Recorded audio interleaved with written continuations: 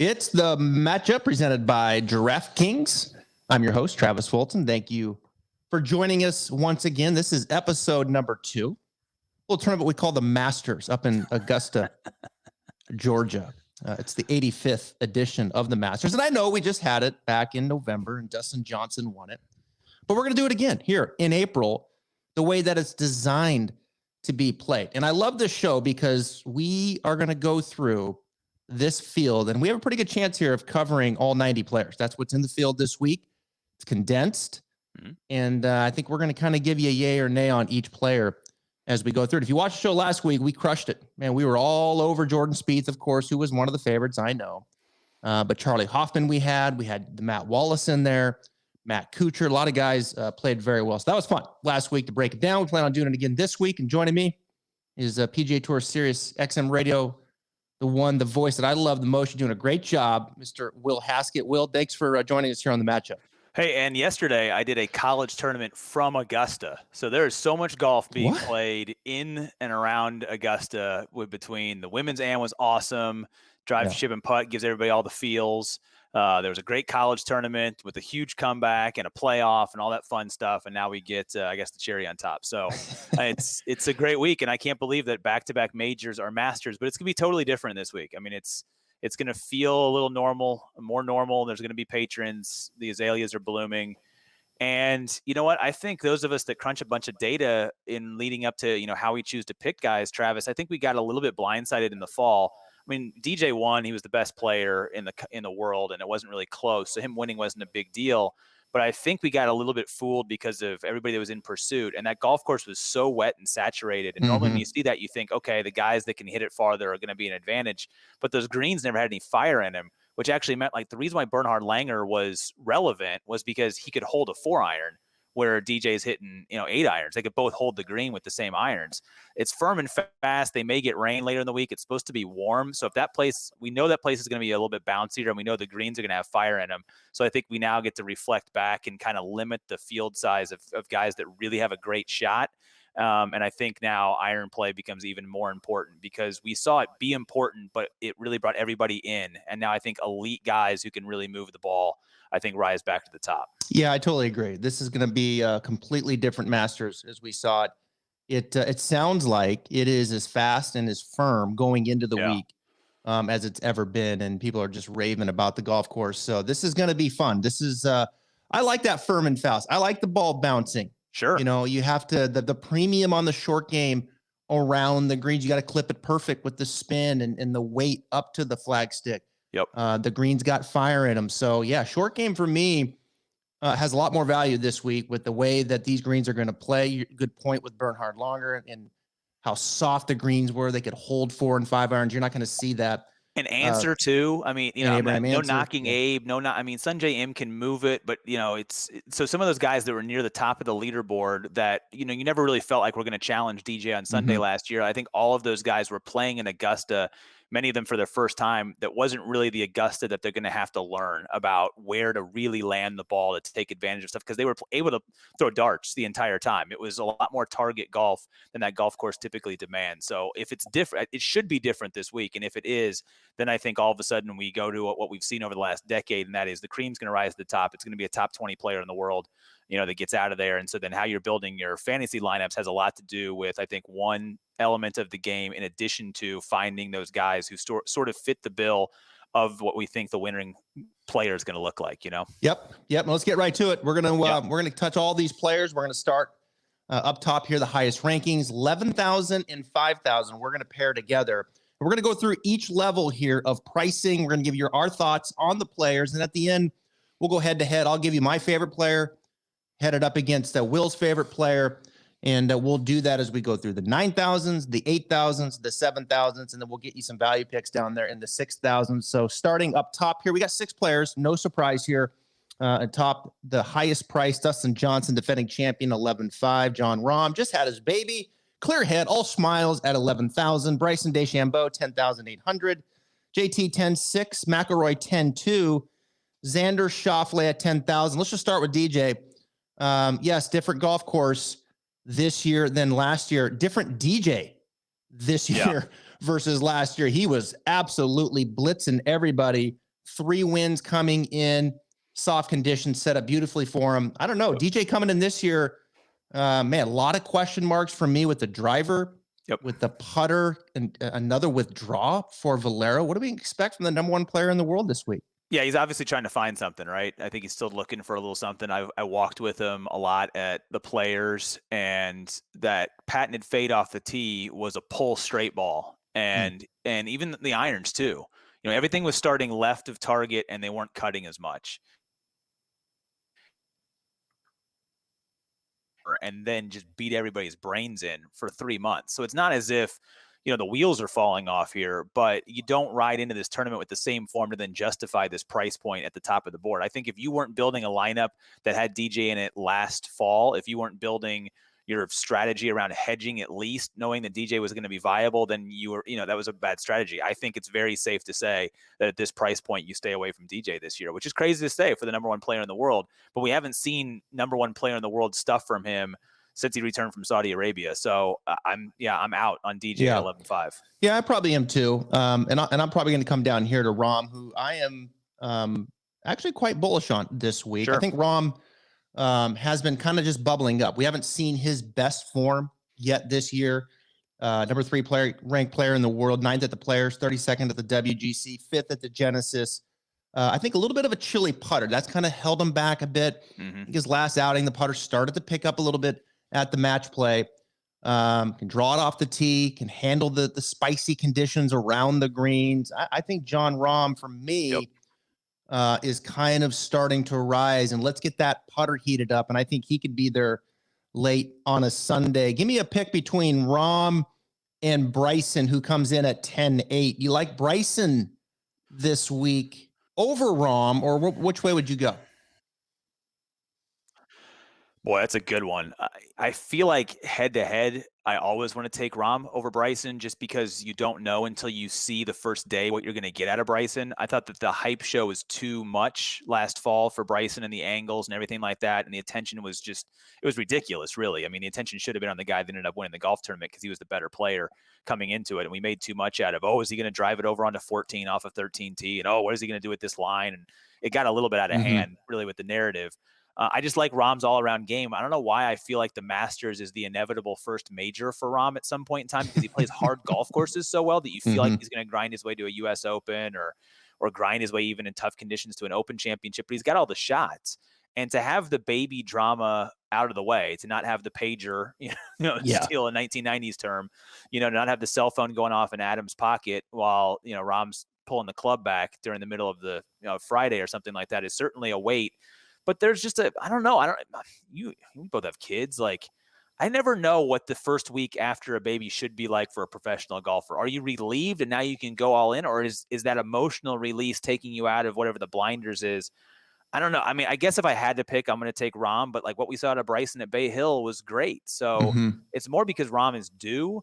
So I guess I lean slightly because I like the overall game a little bit, but I think the firm conditions finally play into the Bryson potential strategy here because he can hit the ball so high and spin it so much that if the wind isn't crazy, then now his length, or I should say his strength, is a huge advantage at this place. Yeah. I think you have to certainly give Bryson the check mark when it comes to distance off the tee. His approach game starting to show some form as well. I think Rahm, clearly not as long. I would probably take Rahm's short game. Sneaky though, dude. I mean, sneaky. But also a guy likes to cut it off the tee. And so while DJ likes to cut it off the tee too, and he dominated the play. So we make too much out of it. Yeah, I agree. But, Bryson wants to draw the ball, which is going to help him on some of those longer tee shots. And the only club that Rahm's really comfortable drawing is a 3-wood. So if he wants to whip the 3-wood on 13 instead of trying to, hit a cut, which he can't get up over the top of those trees.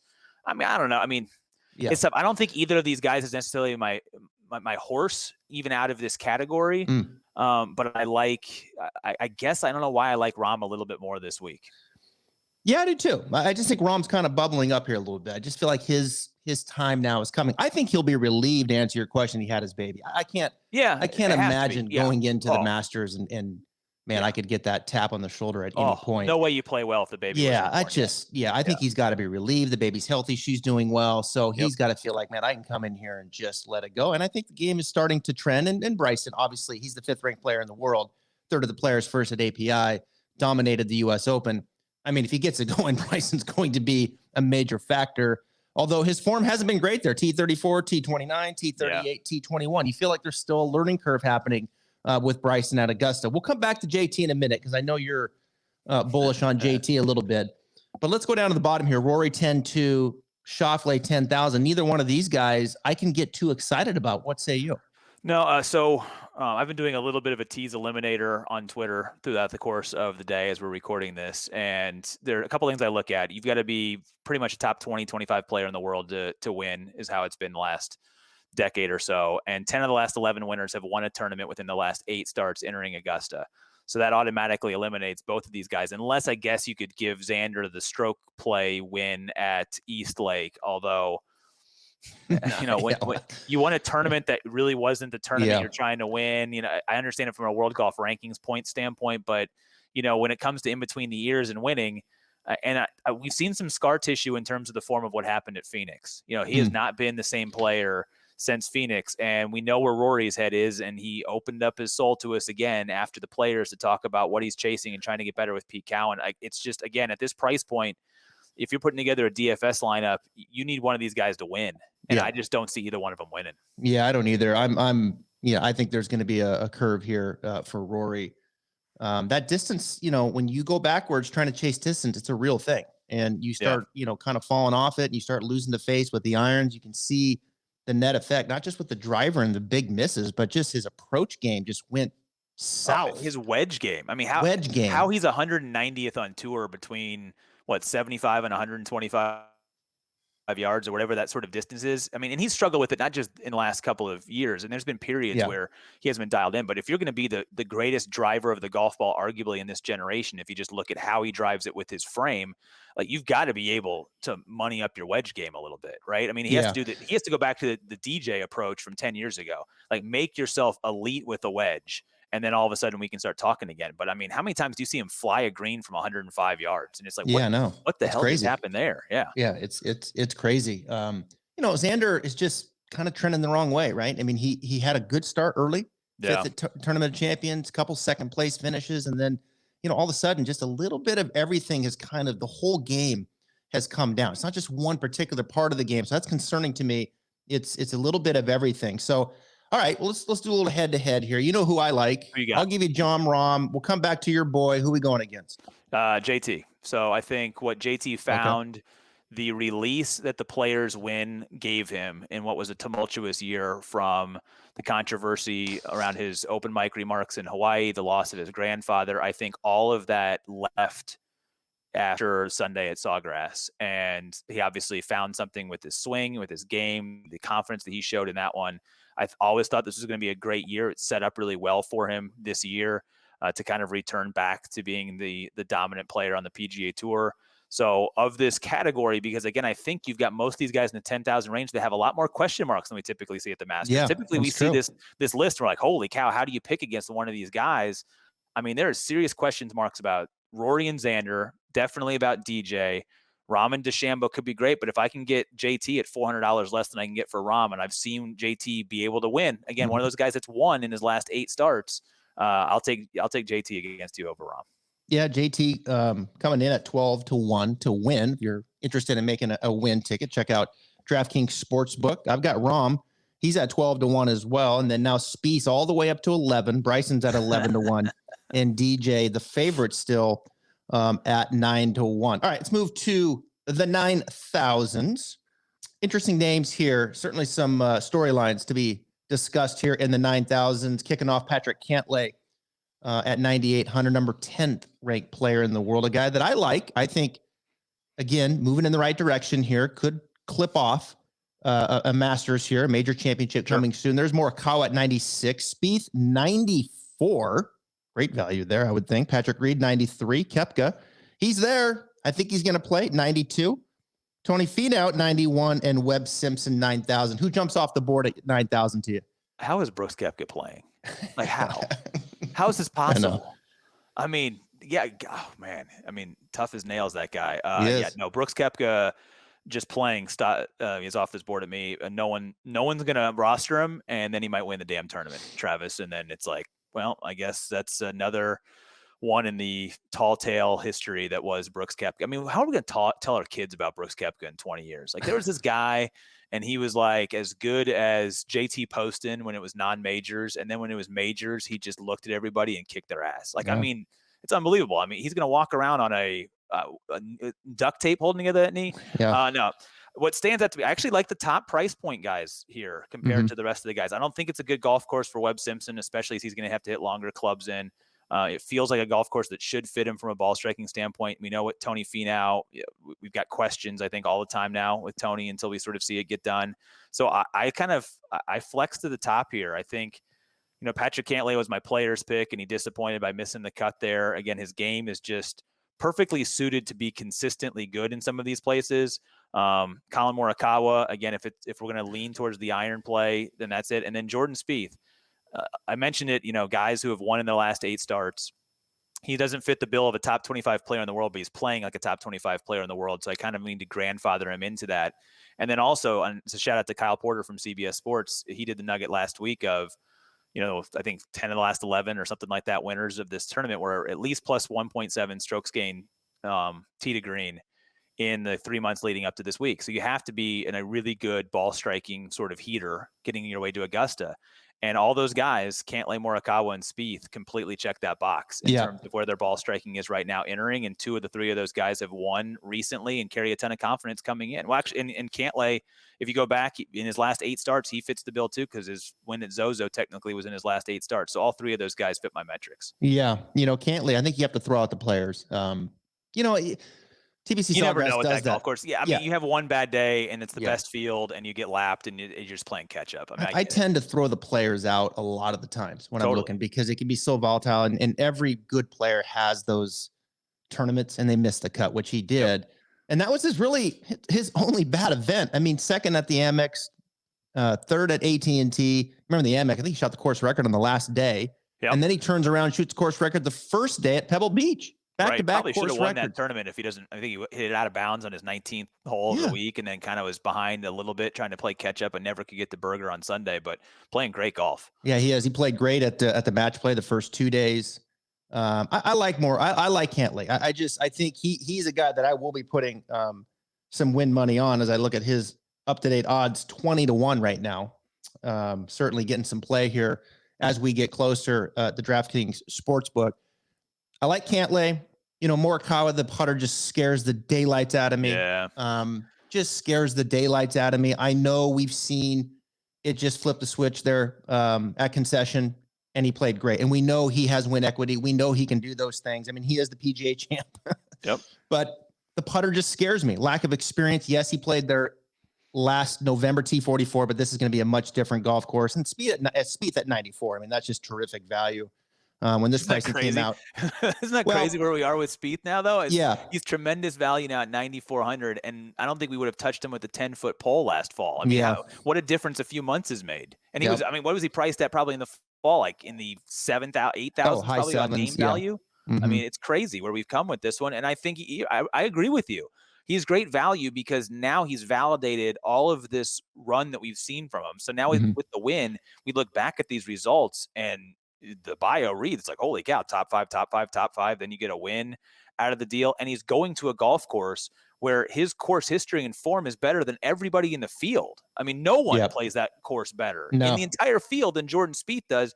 And he's playing well with confidence and a monkey off of his back. I mean, you're right. He's better value than almost everybody priced above him, in my opinion. Yeah, he's in this golf course. He's just licking his chops. He loves this golf course, and now that his game's back and he's hitting that little bunt fade, think of what the hell took him so long to go to the fade off the tee? I mean, seriously, that had to be sheer stubbornness on his part to not go to the fade distance, early. Man. Like again, I mean, Jordan Spieth, man, generational talent from 200 yards in for the most part. Like and we just need somebody to get it off the tee for him, and he's getting it off the tee now. So let's go. Let's roll this thing. I mean, Koepka at 92. Nope. Nope.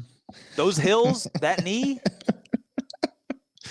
Oh man, no way. Yeah, like, I mean, how many injections does he have just to get up in the morning? I mean, Was Brad Faxon that far off? Like, wasn't it Fax that said like, oh man, he's out 6 to 8 months? Like, I'm talking to somebody. I don't know.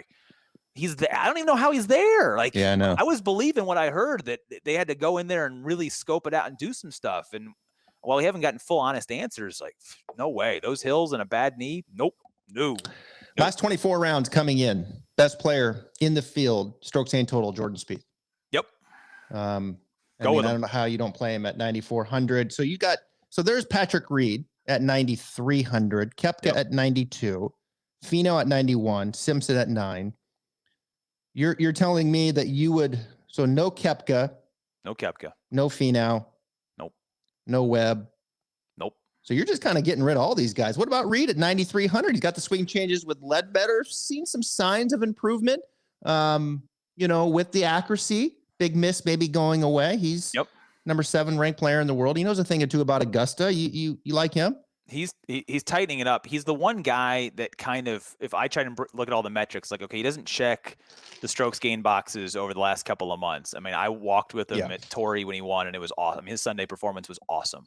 But that was also a Sunday performance that was fueled by noise that he used as a motivating factor, right? Because of all the drop situation that was going on. And so kind of like a Brooks Koepka, does he feel slighted? Does he feel off the radar? He's the one guy though that can, not the one guy, but one of the few guys who can overcome the form coming in. There's very few guys now in big tournaments, in major tournaments, because of how good the top of the game is, that can just show up and figure it out that week and get it done. Like, we typically see the win coming, but it's him and Koepka and a handful of others can just show up and gut their way to win it out. Like, would I take him? Probably not. Because again, I think that there's great value in the 8,000 or in the 7,000s, which we're about to get to.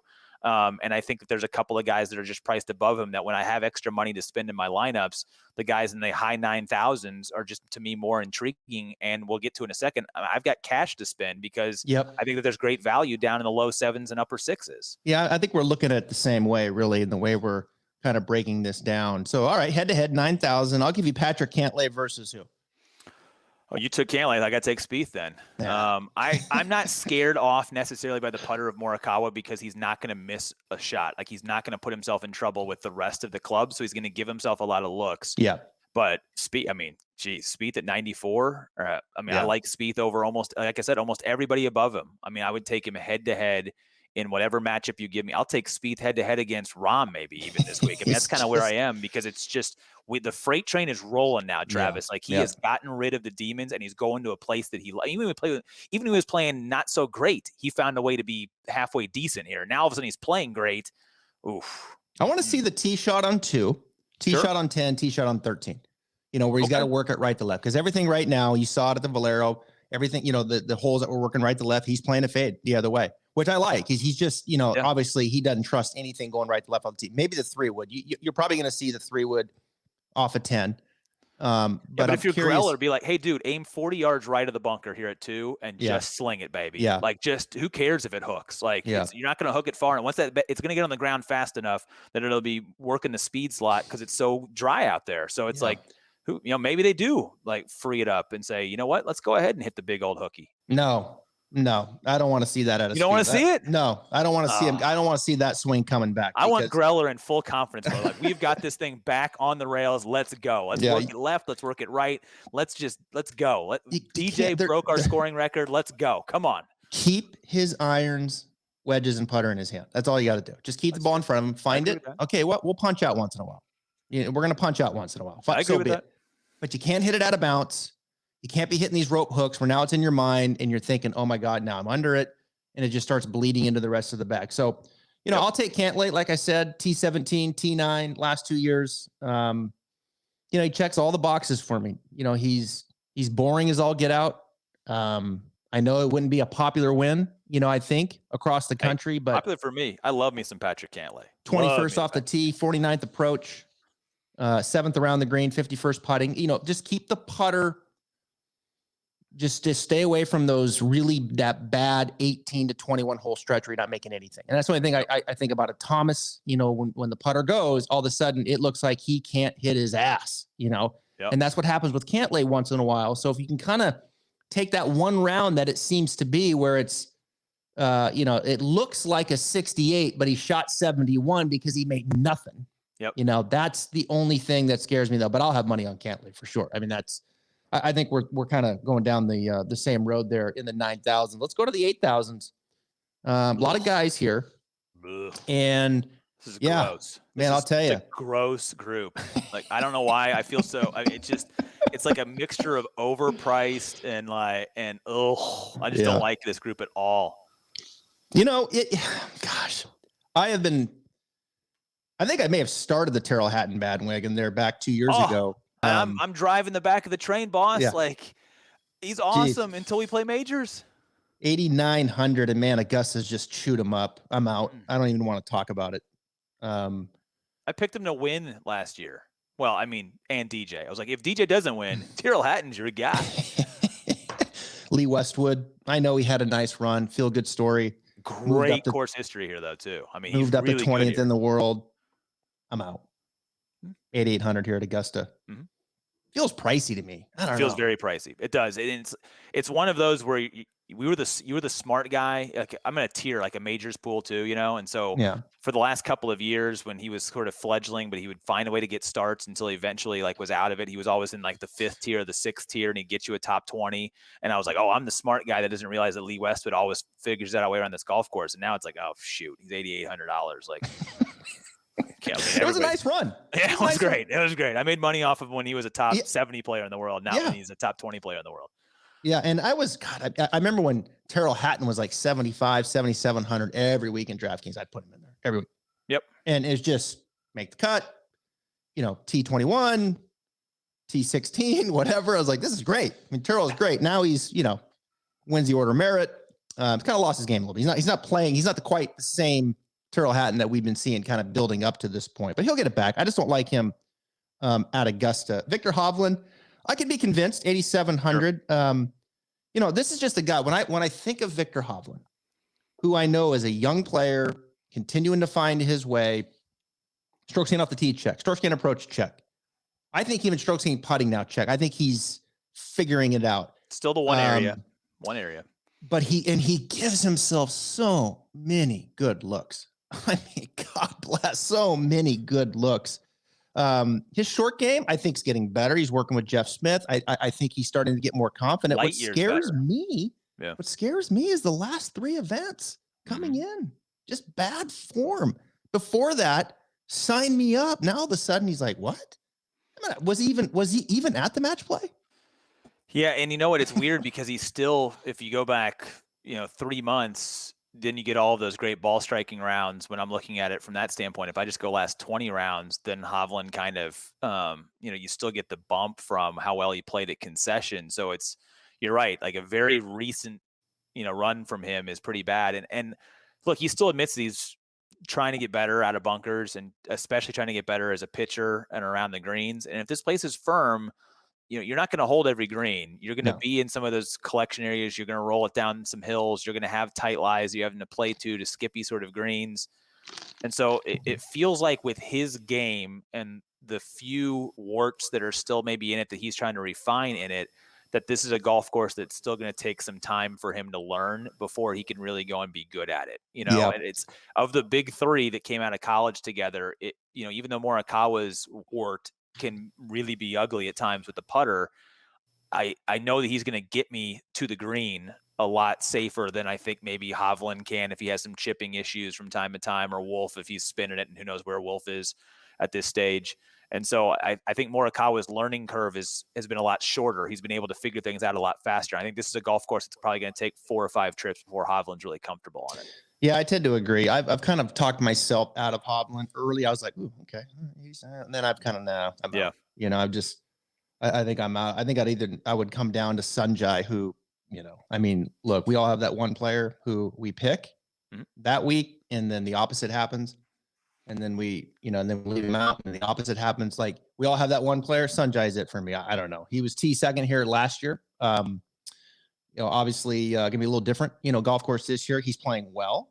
Yep. But I'll probably go down to Daniel Berger here. I think even down to 8,500, won the AT&T 9th at the Players. He hasn't figured out Augusta yet, but I feel like Daniel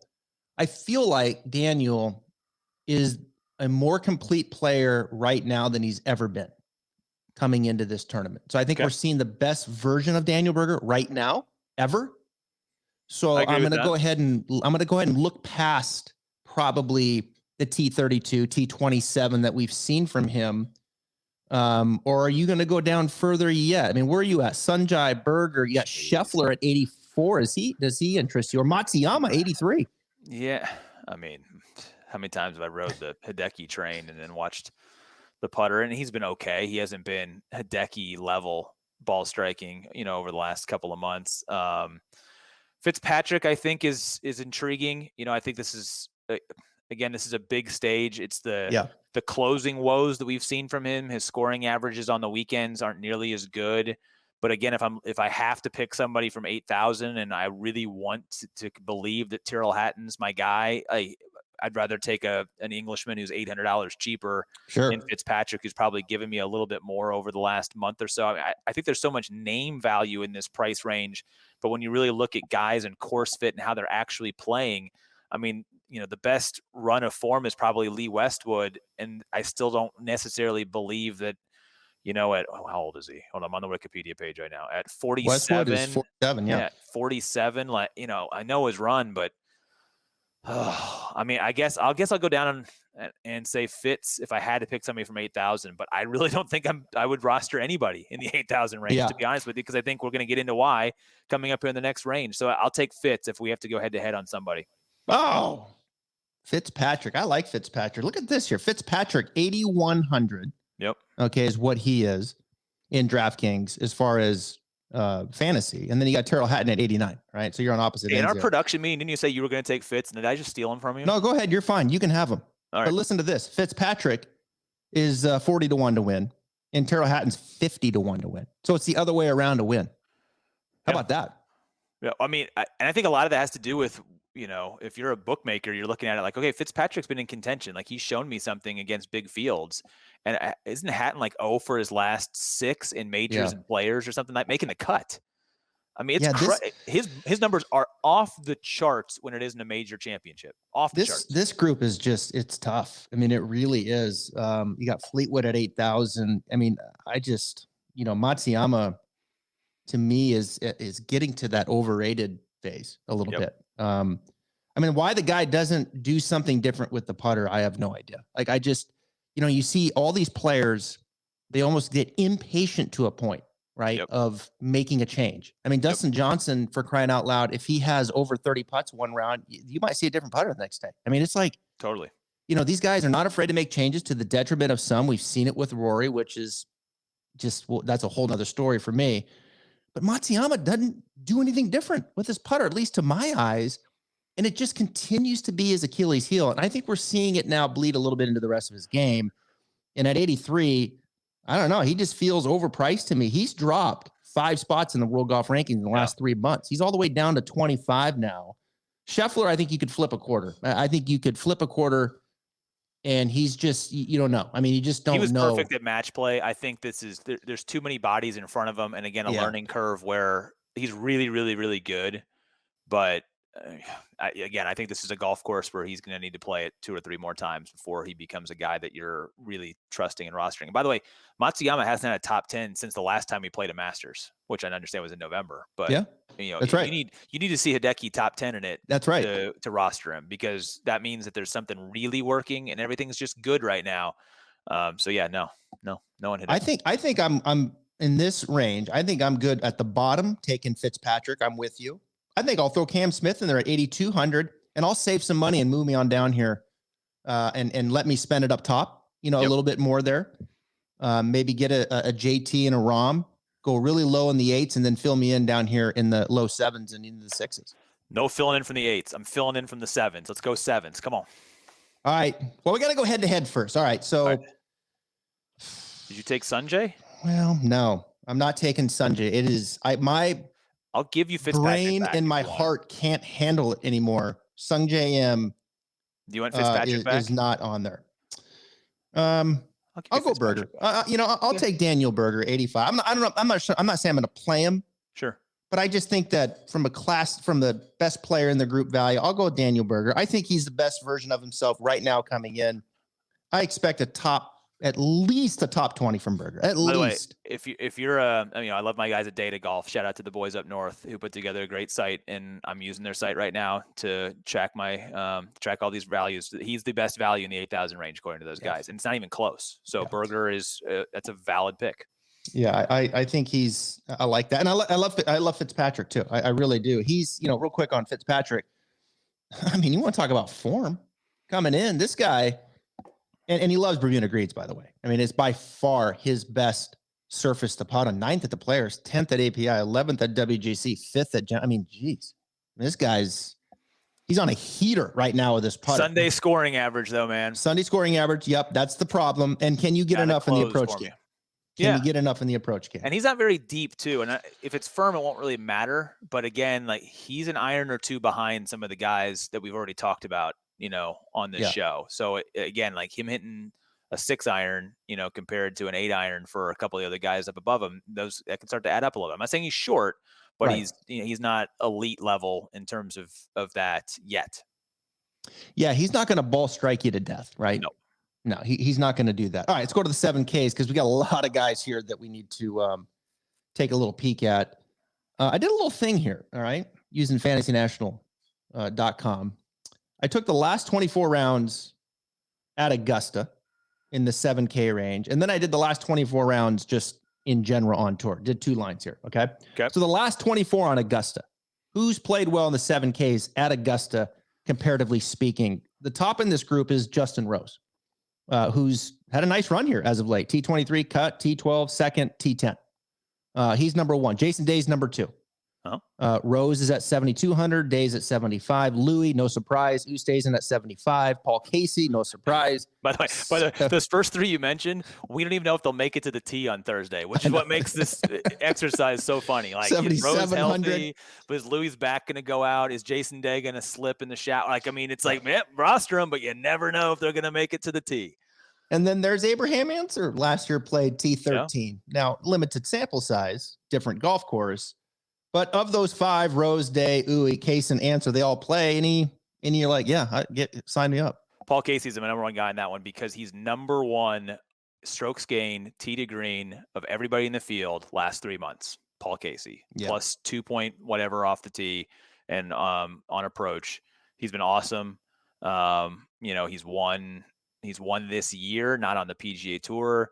Again, it kind of fits the veteran mindset. We see older guys do well here outside of, the Jordan Spieth kind of runs that we get. Experience really matters at Augusta, where to hit it. So from a flushing of the golf ball standpoint, it's Paul Casey out of those guys on your list.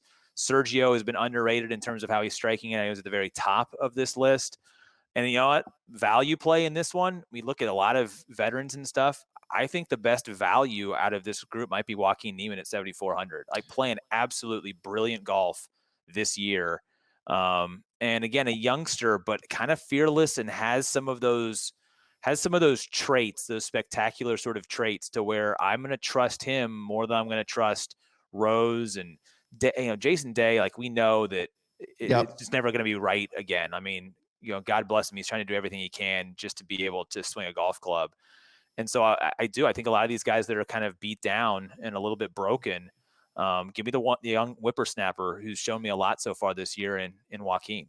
Yeah, he was second at Sony. Could have won Zalatoris, like we have to start giving the kid a lot of I mean, he just gets it done all the time. And I understand it's different to show up to the Masters and get it done. But what does he get it done with, Travis? He gets it done with irons. Like he's a fearless iron player. And he's long. And there's a learning curve that goes with it here. But I don't know. There's almost a part of me that wants to just take the training wheels off and go full wheel Zalatoris too this week. Well, on the other side, so I gave you last 24 at Augusta. So strokes gained last 24 rounds coming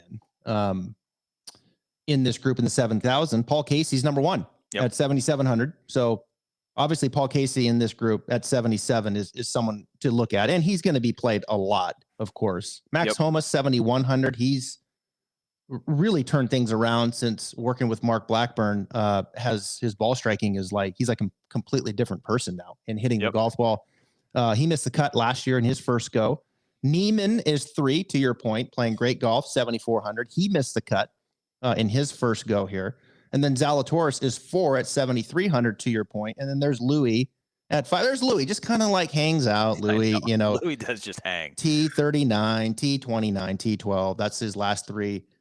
So if you're looking for, if a T25 interests you, then I think Louis is probably your guy. If you want a little higher ceiling, perhaps in that group, I think Neiman is that guy, is about 74. I do like Day. I do like where Day's going with his swing. I think Day's becoming a better driver of the golf ball. His approach game can still be a little bit spotty.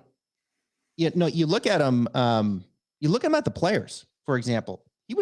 He finished 35th at the Players and lost 7.5 strokes on the green. I mean, goodness. What happened? Gracious. He had the best putting season ever. I was like, looking at that, like, wait, what? I just kept refreshing, like, that can't be right. Yeah, his putter. That's how good he hit it, though. His putter. That's how good he hit it. I know, it's crazy. It's kind of reversal. I mean, he was I know. When he was number 1 in the world. He was great at everything, and the putter was epic. But now, I don't know. I'm telling you, don't sleep on Day. I think he's moving the right way, ball striking. His putter, I'm not worried about his putter. Yep. I do like Neiman. I do think there's something there to be said. He's getting respect. Neiman in DraftKings Sportsbook is 55-1 right now. Day is 55-1 to win the Masters. I don't like either one of them to win the Masters, but to get up there with that ceiling, perhaps a top 10 from this range, I like those two. Let's move it down a little bit more here. I'll give you 3 former champions in this group. Okay. You got to pick one. Sergio's at 79. Yep. Bubba's at 78. Adam Scott at 76. Sergio. Sergio is not getting credit for how well he's playing, and he's putting, and he's not that great of a putter still. I mean, his ball striking numbers. If it weren't for what Bryson's done over the last year and a half, we'd be talking about what Sergio Garcia is doing the golf ball off the tee. Yeah. He's like ridiculously longer. He moves it both ways. He knows this golf course. He's a veteran. There's zero necessarily expectations. I honestly can convince myself that Sergio Garcia could win a second Masters this week. Wow. I can convince myself of that again. Well, let me give you some odds here, Mr. Will Haskett, DraftKings Sportsbook. Right now, Sergio's 60-1. It's not bad. I mean, hey, remember who was your guy that told you at the Players to check out the 70-1 guys? And it was Sergio, Corey Connors, Adam Scott, like all guys that were in the mix, something that week. Like again, this week it's that 60 to 71 tier. Like I feel like we could get a flyer out of there. Is it going to happen? No. Yeah. But it's way easier to say, like, I'll sprinkle a few dollars around these guys at 60 to 70-1 than me trying to like pick 5 guys in the 10 to 15-1 range, you know? Patrick Cantlay's on right now. He's doing his interview. You want me to pot that in really now? You want the insights of Patrick Cantlay, fan favorite over here? No? Augusta the Masters might have an issue with that. Okay. Let me give you these names. Let's play a little game here called Yes, No, or Maybe. A little rapid fire. All right. Harris English, 7,300. No. Yeah, I'm a no too. And here's the weird thing was, Travis, he was fitting like all of my stuff because he's worked up to being a top 24 golfer in the world. And I think because of how he was hitting it early in the year, I think he still qualifies tee to green, but something happened there. And it's like, man, I feel like this tournament has now come like a month or two late. Cause wasn't he one of the guys that wasn't qualified in November because he hadn't won, but he had risen up to top whatever in the world. Like Berger was on that same list, right? Yep. And so I feel like Harris was in that department too. And it was like, oh man, this would be a great tournament for him. And then he wins at Century, and it's like, here we go. Like not only the rankings are going to do, but the win gets him in. And then like the hangover from that was kind of an epic, quick little fall, and he's trying to get it back. But I don't know. It's like Harris English made me some coin all of 2020. And now it's like, he hasn't played what it was. Hasn't played the Masters since 2016. Yeah. So sorry. That wasn't rapid fire. No. Yeah. Billy Horschel, 7,200. No. I'm going yes. I could play Billy. I think not a good course fit, and I think his numbers are skewed a little bit because he won a match play tournament, and so he's well. No, wait a minute. T38, T17. He's been here, so I mean he hasn't like been a dog, and he's playing good. Billy, I think Billy's playing totally good. Fast Bermuda greens. I think the faster the better for Billy. I really do. I think speed it up.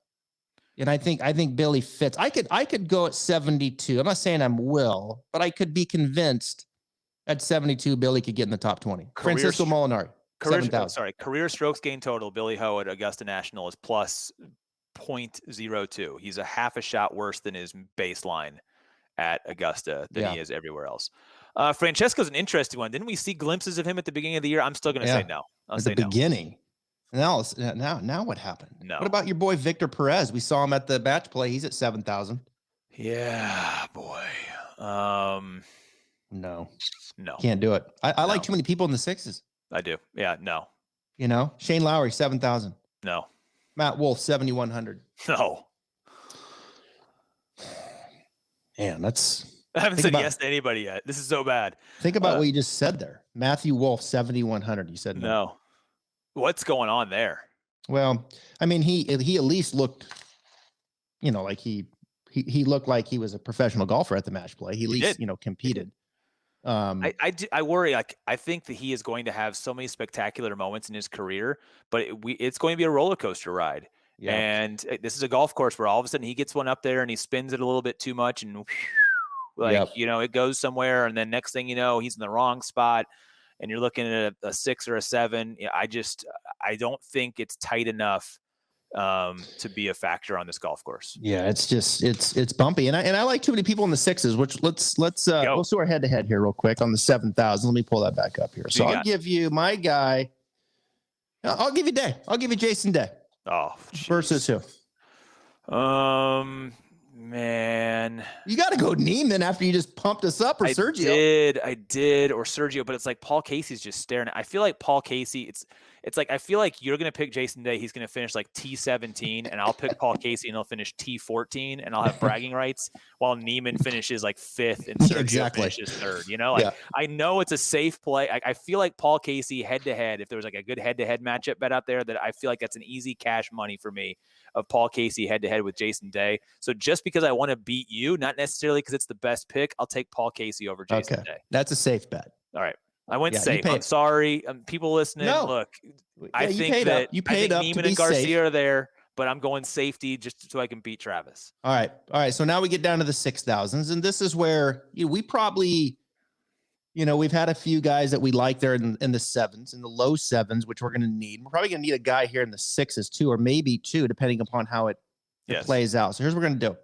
In the 6s, I've got 3 guys. You got 3 guys. I'm going to let you go first. You give me a name, and then I'll give you a name, and then you give me a name, and then you get it, right? So we're going to try to give the audience here 6 people that we like in the 6,000s. You go first. Corey Connors at 6,900. Checks all the ball striking boxes. Run of form is really good for him coming in here. Again, anybody sub 7,000, we're looking to get a cut and a top 20 out of him from a DFS standpoint. I think Corey Connors is a prime candidate to be able to do that. I mean, again, the putter's his problem. I have no issues whatsoever in his ball striking, and now he has experience at this golf course. He's seen it a couple of times. So Corey Connors is one of them. Well, let me give you one. Let me give you one now. All right. So I agree. Connors is fabulous. I thought showed some maturity, defending last week at the Valero, kind of got off to a sluggish start and then picked it up late. Corey Connors, all of a sudden, folks, is figuring out how to putt. All of a sudden. He was viable at Players. I mean, it was close there. If he can putt, this dude can strike it. Let me tell you something. I love Corey Connors. I'll give you Kuchar. Really? I've been playing the Kuchar train. I played it again last week. Worked out great for me. 6,800. He hasn't been terrible here. Missed the cut last week. He missed the cut last time, but he missed the cut there everywhere he played for about 10 months. But you look at him. Hey, he's T12, T28, T4, T24. Speed it up. Sure. For my boy Cooch. He's finding form, and I think it's a top 20. He's been in the top 20 here before a couple times. Yep. And I think he's really starting to play. He looks like Matt Kuchar again to me. Like he's hitting quality golf shot after quality golf shot, plodding along, let his putter go to work, good wedge on a par 5. Now I'm 2 under. Now I'm 3 under. It's like he's not going to eagle you to death. He's not going to be flashy. But for a top 20, I think Kuchar's finding form, and I'll give it to you at 68. All right, let me ask you a question. You're setting your DFS lineup. You want to put guys in there that are in the 6,000 range. What is the number one thing you want out of those guys? I got to make the cut. 14 out of 15 cuts made, $6,800, Ian Poulter. Yep. Yeah. It's like you're looking at my damn list, for crying out loud. Ian Poulter. You see that? He's like the Lee Westwood too. It's like, how many Jeez. tiers Masters pools have I done okay in, because I've got the two English guys who are somehow hanging in top 50 in the world, know this golf course like the back of their hand. And obviously Poulter can gut it out and roll his rock. And I think the firmness actually helps him. I think it's one of those guys where, he doesn't have to bomb it as much as he needs to. Makes you probably had to feel like he did last year. And he still finished T25 in November. So yeah, Poulter, 14 out of 15 cuts made. That streak's not going to stop this week, I don't think. Yeah, I like that. Yeah, I like that pick. I do. I like Ian Poulter as well. Sandy Lyle, $6,000. No, I'm not going Sandy. So, I'll go. I'm going to give you some stability here. Lanto Griffin, 6,400. It's really easy to. It's really easy to overlook Lanto. I mean, gosh, he won the Houston Open. I think Lanto just has steadily improved his game. I think he's a very solid player. I think he'll make the cut. He makes most cuts he plays in. Last missed cut he was back in early January at the Amex. Didn't play good at the Masters in his first go, but that's understandable. I think second time around, I like the firmer conditions for him. I agree. I think it's good value. Stability off the tee, solid iron player. I think his short game's improving. And you know what the thing is about Lanto? You look at his stats. When this dude gets it going with a putter, he will rock you for 4 days. Like he can fill it up. It's nothing to see +6, 7 strokes gained putting when he starts to get it going. So I'll give you Lanto at 64. 6,100. You ready for this poll? Stuart Sink. Yeah. 6,100. That is, I'm sorry. That's just rude.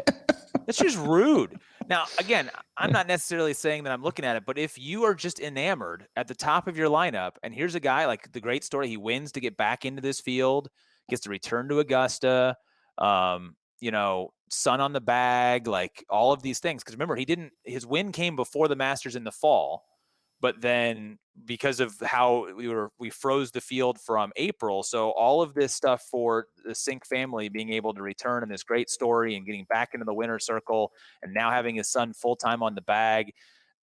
Look, he made the cut at Houston. It wasn't really pretty before that. Yeah. Right. And so it hasn't been very good since that win, but he hasn't played in the Masters since he got cut in 2019. And before that, he had to go back to 2014. And when he was at his heyday, he was pretty good, like a couple of top 10s in the 2000s. I don't know. It's just, there's always going to be that sentimental guy who makes the cut down the list. And so while I could have given you a number of other guys in the upper 6,000s that, you could take a flyer on Carlos Ortiz at 6,500 or Ryan Palmer at 6,500, or I like Lanto at 64, like you just said, or even, Matt Wallace's tee to green numbers were awesome last week, and he's 6,400. So again, I can make a lot of cases here, but if we're going to go bargain basement shopping for my third guy in the 6,000s, I mean, I'm sorry, that's just rude that Stuart Sink's at 6,100 for a guy that's a major champion and won within the last 7 months or whatever it's been. Yeah, well, allow me to throw my third in at Matt Wallace. I'll take him. I think I think Wallace had a big win there. I think the match play was a big moment for him, and then rolling into Valero, kept that play going. The approach game was off the chart. He hit the ball beautifully, drove it beautifully. If he putts, Matthew Wallace probably wins that tournament. Perhaps he'll be right there late with Spieth. But that was a great. I think we've seen a couple good weeks out of Wallace here. I think he's finding his game. His confidence has to be as high as it's been all year right now, heading into Augusta. So I'll go Matthew Wallace at 6,400.